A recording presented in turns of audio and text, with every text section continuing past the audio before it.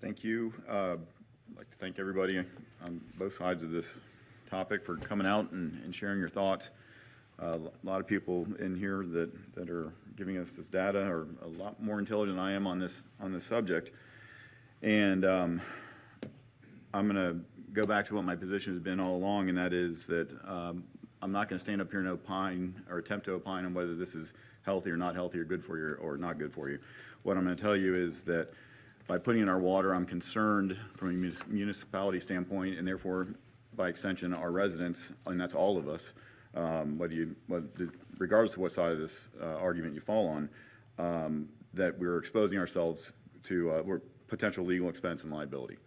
And that goes along with what Councilman Kramer said, and that is that we're forcing this upon folks that don't want it, and it potentially puts us in a liability situation. And we need to make sure that we're protecting our constituents in that regard. Now, I will also tell you that if we were living in an area that we did not have alternative sources of fluoride, my position on this might be different. But we do have access to fluoride and fluoride treatment. And therefore, we as a municipality do not need to be in the fluoride business. We don't need to be administering this and frankly forcing this upon our constituents, whether they think it's a good idea or a bad idea. Mr. McConnell, quick question for you from a legal perspective. Our Florida Surgeon General just recently has advised local governments across the state of Florida to stop adding fluoride to community water supplies.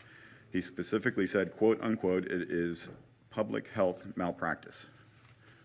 How does that affect our position from a municipality when we're dealing with potential exposure to legal action? Legally, it doesn't. That's just his opinion. Quite frankly, we're not doing anything illegal by having fluoride in the water.